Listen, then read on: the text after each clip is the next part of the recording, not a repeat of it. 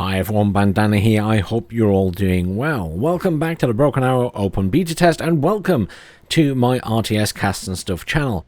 Now you'll know that I put some Broken Arrow stuff up on my main channel, and that's more the bigger videos and guides that maybe I'm not going to spam because I don't want to flood that too much with other stuff. So over here you'll find casts of games for both this and Warner and other such things there in between. And you'll also find stuff like this, which is going to be a more in-depth look through each of the tabs in the decks. So there'll be a video for each tab. We'll do the Americans first and then we'll do the Russians. As you'll know from my very simple sort of basics look at the deck, we just kind of whiz through. In this we're going to have a little bit more of an in-depth look at each of the tabs. Today we will start with Recon, and it means that I can talk a little bit more about how the weapons function and things like that within the game. So the first one we're going to look at are the Cavalry Scouts, who have the Javelin Launcher. So what I didn't mention about the Javelin Launcher in that original video, because I didn't want to confuse people who were just starting out, is that technically it is a top-down trajectory launcher, as people will probably know from real life. However, it can also be fired in a direct mode. So while these units will attempt to fire at the top armor of a vehicle from a distance, once that vehicle gets closer, they will fire it in a direct mode effectively, and then it will hit the front, side or back armor.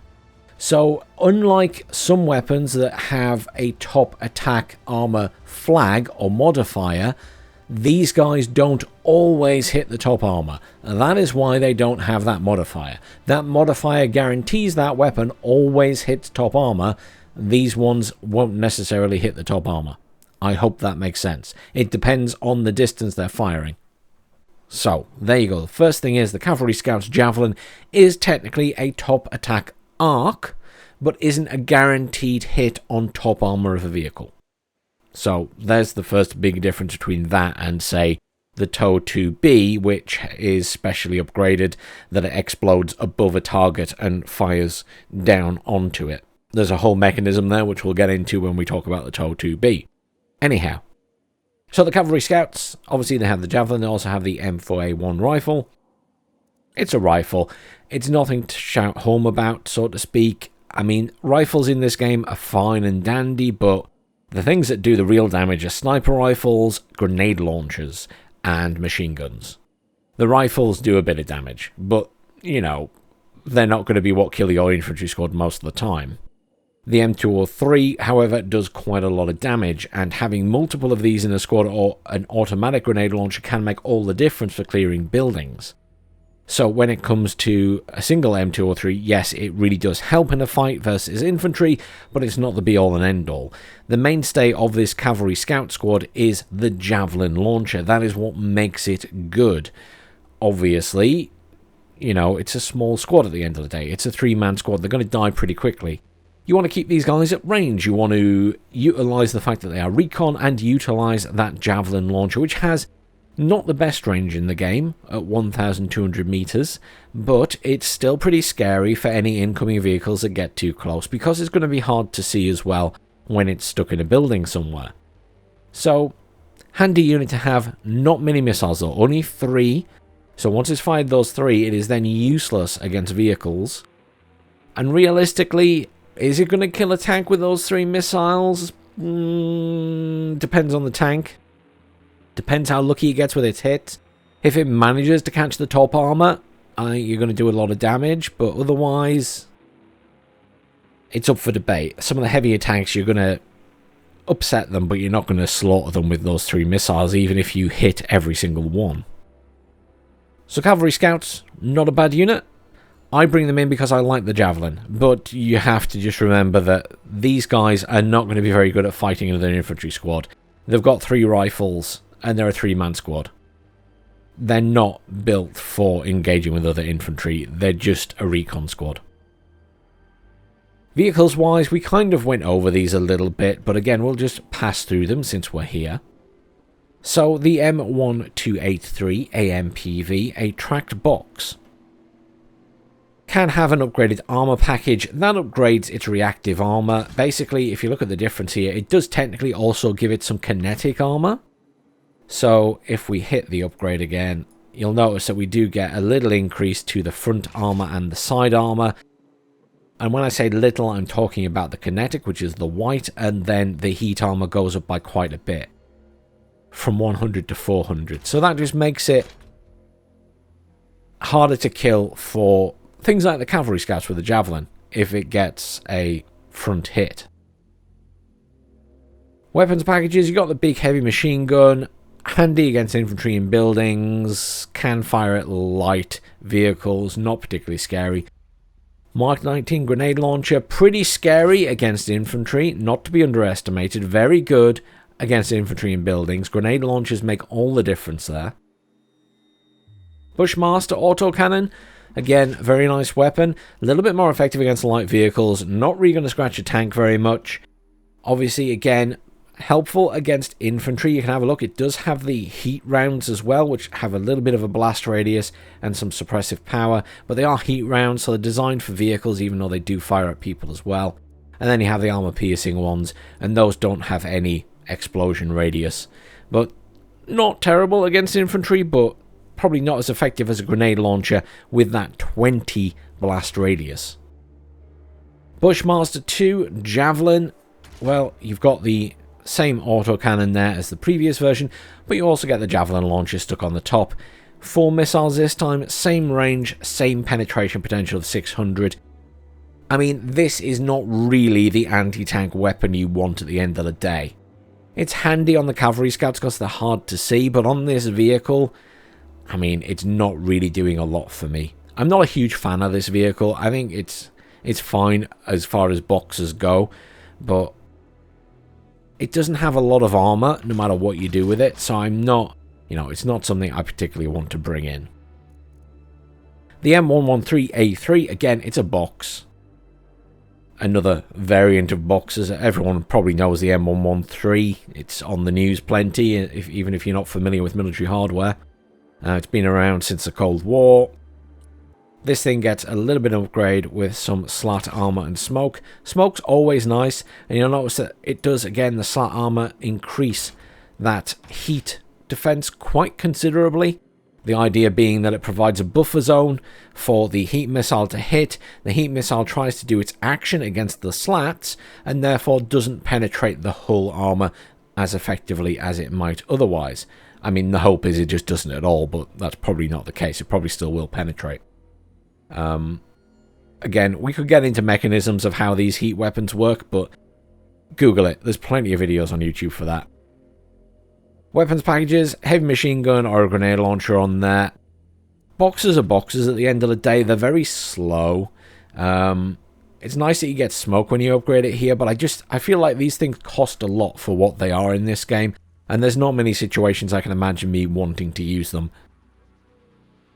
The M3A2 CFV is a slightly different kettle of fish, as is the M3A3. Obviously, these are variants of the Bradley infantry fighting vehicle. They are slow-ish, and, they are technically boxers, but they have more armor as default, and then when you start upgrading them, you can have a jammer on there, and then upgrade the armor package to busk reactive armor. It gives it a lot more protection.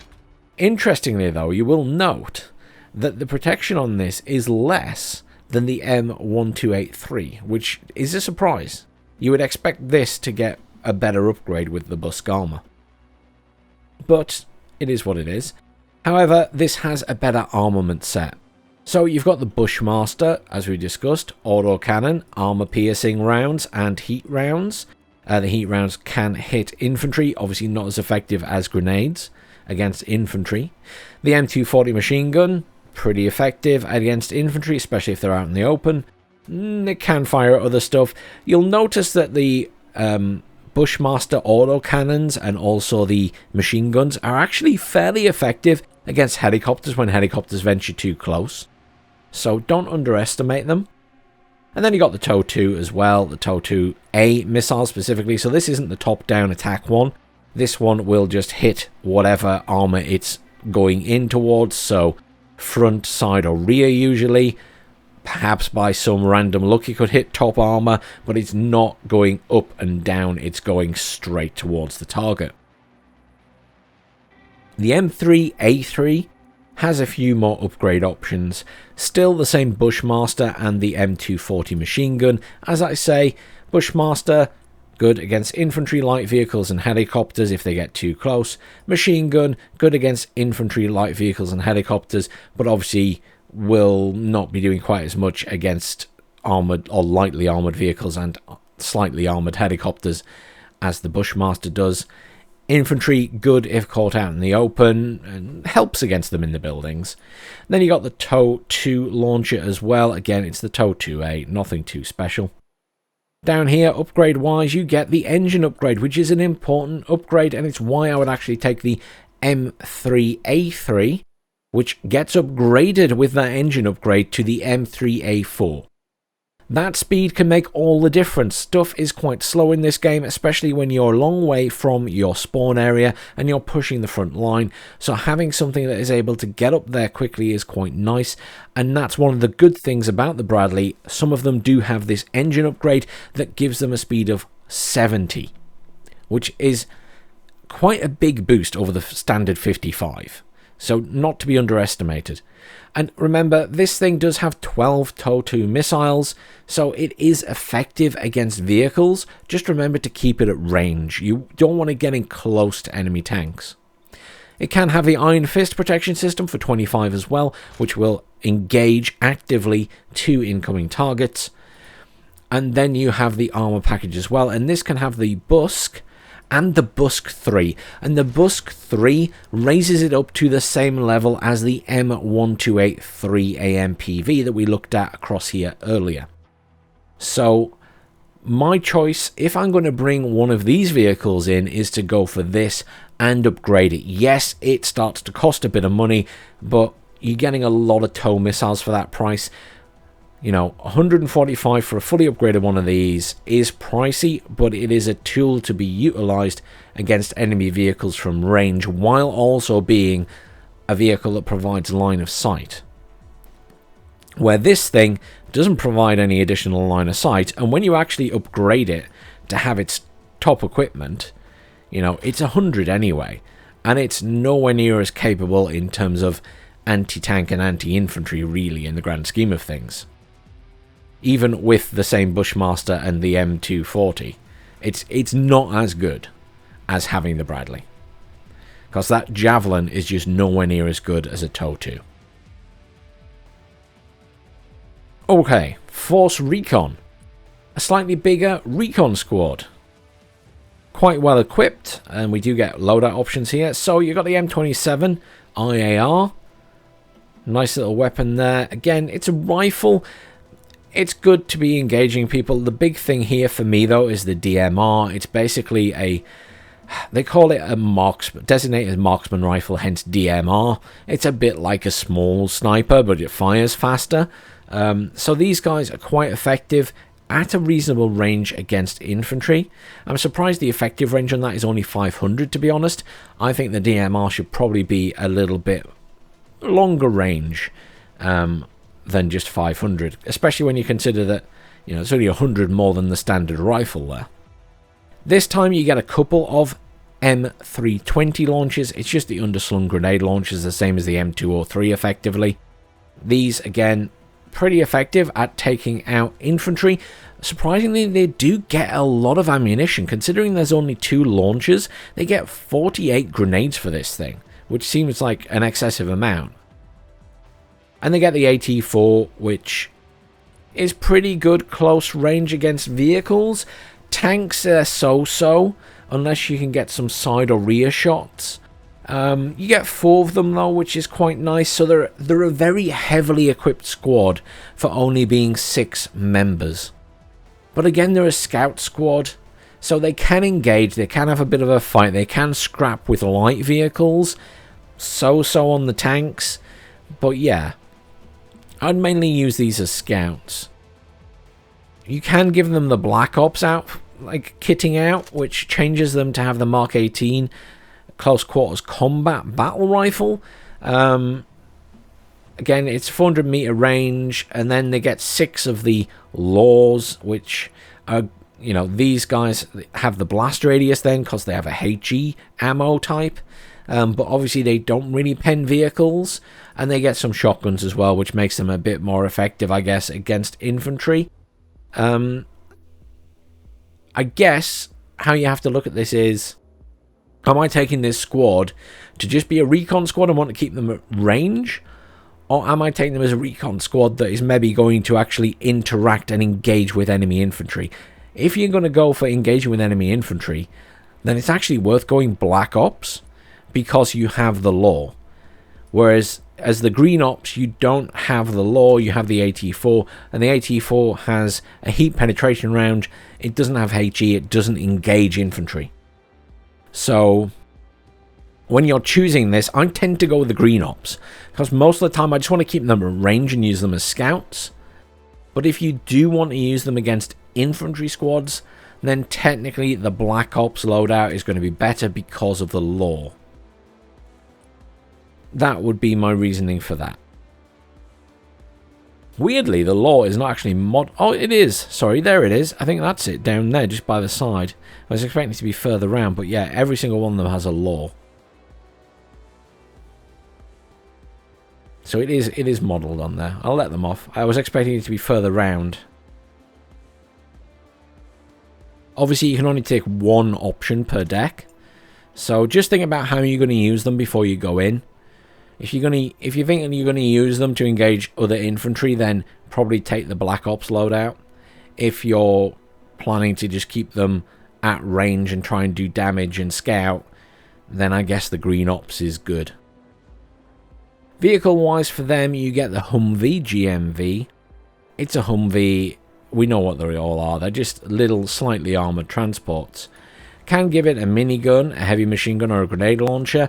Obviously, don't underestimate this, because while I tend not to do it because I want to keep these things as cheap as possible just for rushing infantry in and out, I have seen them used to good effect with grenade launchers and machine guns to take out my infantry in buildings. So I've moved infantry up and then bumped into a Humvee or the Russian equivalent, and it's ripped my infantry apart in the building that they've got into. So, not to be underestimated as an option if you are, caught slightly out of position without anything that's going to quickly kill a vehicle. The Lav, obviously you'll have seen this quite a few times, and in the previous video I mentioned it. It's a weapons platform. It's a armoured personnel carrier that can also be an infantry fighting vehicle because of the weapons it can be equipped with. Lots of question marks on it. I think we had a brief discussion in the comments in the main channel about it. Basically, it can be equipped with lots of different loadouts. That's what it was designed for. It's amphibious. It can be paradropped in as well as the other thing. So if you bring the big plane or jet, whatever your particular division has or your battle group has available to them, depending on full release, etc., then this can actually be put in the back of those cargo planes and airdropped right onto the front lines. And obviously, it's quite well equipped with a machine gun and a Bushmaster. So it's got some potential to do damage to everything. Maybe not heavy tanks. Can upgrade it with A2 armor, optics, and smoke, so it becomes the A2 variant. A little bit more armor. This is not a heavily armored vehicle, okay? There's no getting around that. Maybe, that's why you sort of question how far you go with the infantry fighting vehicle, because it's still fairly lightly armored. But it is well equipped with weaponry, and just to note there, it does get 2 M240s regardless of the upgrade.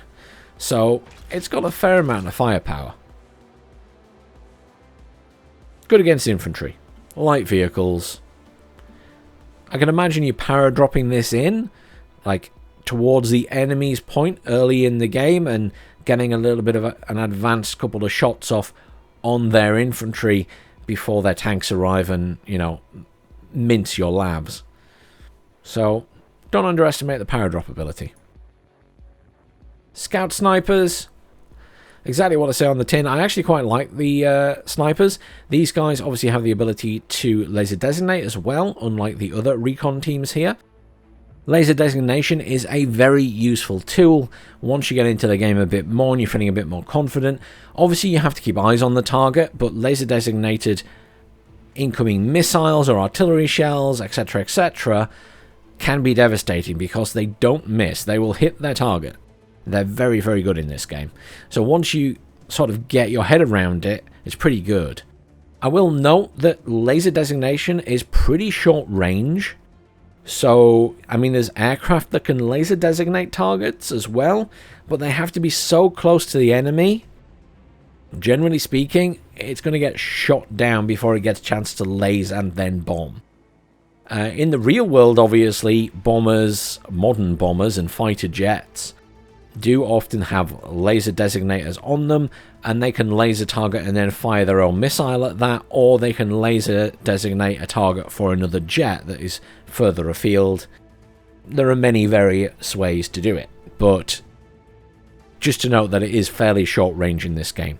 Hence why you will tend to see in this game people using snipers, be it scout snipers or indeed the Russian variant, because they can sneak in behind enemy lines. They're pretty small, they're a two-man squad, they turn off the weapons and then just use the laser designator, and they're really difficult to find, and you'll just suddenly see your unit is laser designated and an artillery shell is coming in on it.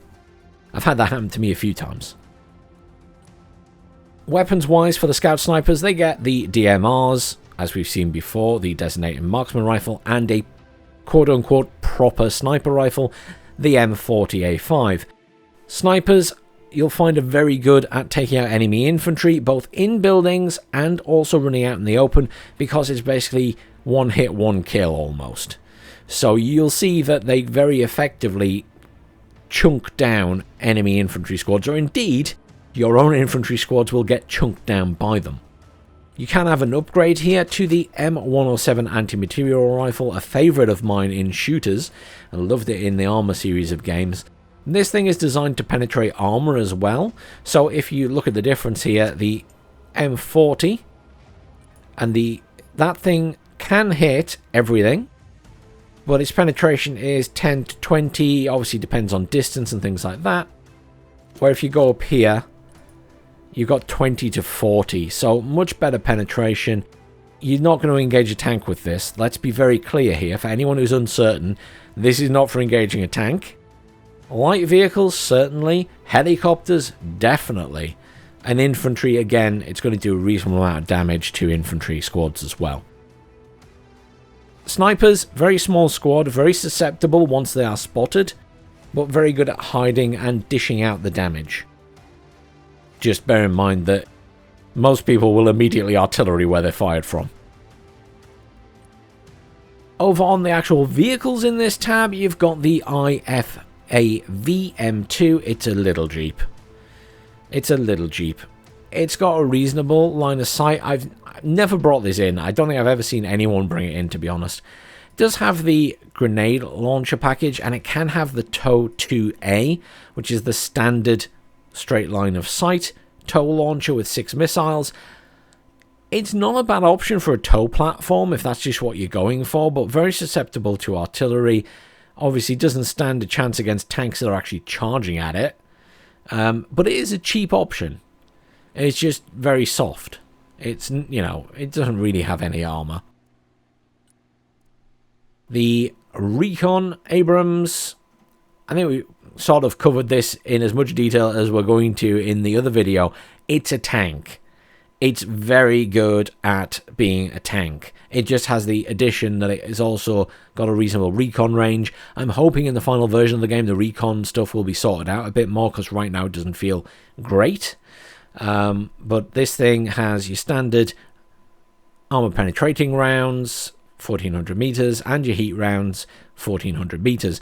The majority of the tanks in the game fire their shells at 1400 meters. Some of the Russian tanks have missiles that fire at 1500. So that's just a standard throughout the game. Because it's a video game at the end of the day, they have to standardize some stuff. M240, get 2 of those machine guns again. One's on the top, one's actually like coaxial, so that means it's right next to the main gun. That's the little thing sticking out there. And then, obviously, we have an M2 Browning as well. Is that... I think, yeah, the M2 Browning is the one on top here. We've got the Browning on top and the M240 in there, and as the coaxial. And this thing is the big Browning there on top. Lots of damage versus infantry with those machine guns, not to be underestimated. And lots of damage to helicopters. I've successfully used machine guns on tanks to do some serious damage to helicopters and force them to retreat. Helicopters obviously need to be kept out of the range of those types of things. If you are engaging a tank or a ground vehicle, stay out the way of machine guns. They do hurt. Especially big ones like the Browning. Because it does more damage and its penetration isn't bad, you know. The M2 Browning is the same penetration as the anti-material rifle. It's a 50 cal. The M7A2 B-Fist, it's another Bradley variant. The difference between this and the CFV is this one has a laser designator as well. And there's various variants you can have. So you can have the M7A3 and then upgrade it to the A4. As we've seen up here, the A4 means that it has more speed. That's a good upgrade. Speed is key in this game. Now, you will notice it only has a Bushmaster and an M240. It doesn't have the launcher. That is because it has the laser designation system on the side here instead of the TOW2 launcher. So something to bear in mind that this thing can engage light vehicles, it can engage helicopters, it can engage infantry, but it's not going to be any use to you against tanks. It's just going to stare at them and then die. Does have the Iron Fist as an optional upgrade to shoot down 2 incoming missiles. Obviously, there's a time delay, I believe, between that, and then once it's out of those charges, and needs resupply. Same as the smoke, basically. And you can have the armor upgrades from the Busk all the way up to the Busk 3. I would question whether I'd bother doing that with this vehicle. The reason is, if I upgrade the M3A4 CFV up here, let me pin that, and then just look at the two of them.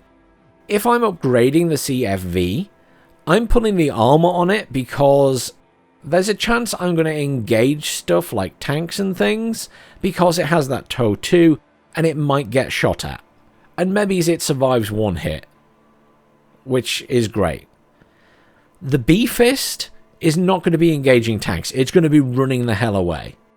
So I don't really see the point in upgrading its armor because other than close range combat with some infantry, or not too close, you know, keeping at a distance that's good for the use of the Bushmaster and the M240, I don't really want to engage tanks or heavily armored vehicles with it because it's going to die anyway, and it can't fire back. At least with the TOW2 over here, there's a chance of that. So, personally, I wouldn't upgrade this very much. I'd probably think about the Iron Fist, but I wouldn't prioritize it. The priority for this would be speed, so it can move around faster if I'm just using it to get eyes on, because its view range is good. 2,400 is better than the CFV. So you're using it purely as a recon thing, with a little bit of defense capability. That said, you could just bring in the Fist V, which is cheaper. It doesn't have anywhere near as much armor, but it can still laze targets. And it's already got the speed of 70. And you don't have to spend anything more on it. So it's a bit cheaper than the B-Fist. You just aren't really getting any weapon. Okay, fine. It's got the M240 machine gun, but a machine gun on its own, it's going to be a little bit scary to infantry, but, you know, it's nothing to write home about and say this was fantastic. Can upgrade to the slat armor and smoke if you want to give it a little bit more protection, but if I was bringing this in, again, I'm bringing it in purely for recon, and I'm just going to run it away from a fight. Because if it gets shot at, it's probably going to die whether I've upgraded the armor or not. Especially if it's a tank shooting at it. Most tanks are just going to slaughter it. And to some extent, the same would be said for the B-Fist. You just want to run it away, because it can't even engage at range like the CFV can. not to be underestimated. You know, the B-Fist I found very useful because it can kill incoming enemy infantry squads, it can kill light armored vehicles, and I've had it effectively defend areas from incoming enemy infantry. Although, you know, once it takes a hit or two, you have to retreat it even from the infantry squads and their anti-tank stuff. It is what it is. Well, there we go. That is everything available to the Americans in the Recon tab of their available deck in the open beta. Hopefully that was a little bit more detail than I went into in the previous video. Obviously, I've spent an entire half hour on one part of the deck rather than half an hour on the entire thing. So you can see I've talked a lot more about each individual thing there just on time. I won't make this video any longer. I think we've covered everything here, a reasonable amount. And hopefully I've explained, you know, the mechanics behind, for example, the Javelin in particular, because everyone who knows the military gear understands this is, you know, it fires up into the air and comes back down. Well, thank you very much for watching. Please do like, share, subscribe. Remember to subscribe. This is a new channel, which is going to be more focused on this type of thing. And I'll see you all soon for some more Broken Arrow.